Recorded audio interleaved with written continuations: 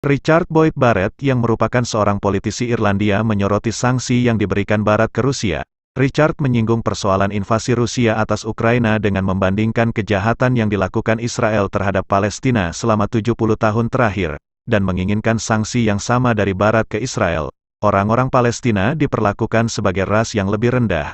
Akses makanan dan air ditolak. Namun, tidak ada sanksi terhadap Israel karena rezim apartheidnya. Benar-benar munafik, cuit Richard Boyd Barat pada Kamis, tanggal 3 Maret tahun 2022, di akun Twitter resminya. Richard Boyd Barat melontarkan kritiknya.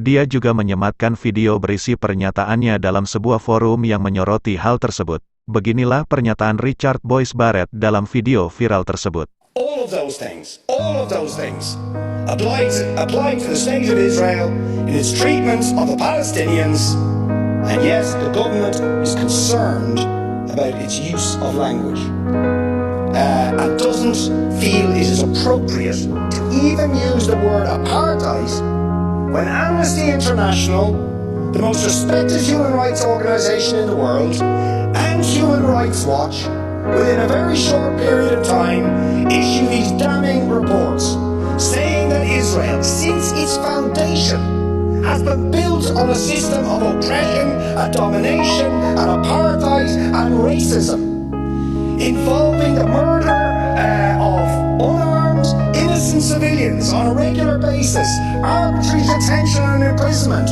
land annexations, the displacement of people, the denial of basic fundamental rights to 6 million Palestinians who are displaced outside Israel and the occupied territories, to the right to the return to their homes, to the illegal blockade of Gaza, which has left, as they say in the report, Gaza in a permanent state of humanitarian crisis, denying people access to food, to water, and treating the Arab population as a whole, the Palestinian population as a whole, as an inferior race. I mean, it doesn't get stronger than this. And yet you want to be careful about your language.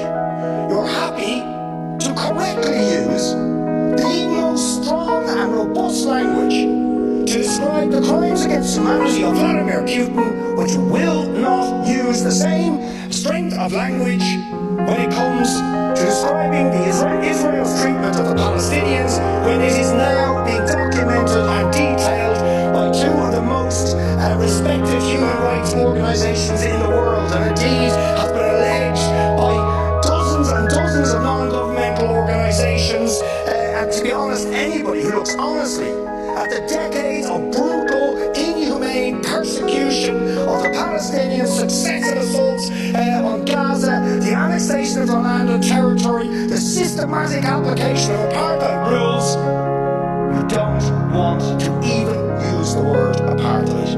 Never mind sanctions. 5 days sanctions against Putin and his thugs, 70 years of oppression by the Palestinians, and it wouldn't be, what was the word you used? It wouldn't be helpful to impose sanctions. Amnesty International are calling for Israel to be referred to the International Criminal Court for crimes against humanity. Will you support it? They are calling for targeted sanctions against Israeli officials who are perpetuating the system of apartheid. Just exactly the same types of sanctions you just initiated against Vladimir Putin. Will you support it? And I think the answer is clearly you're not going to. And then we ask the question, why? Why?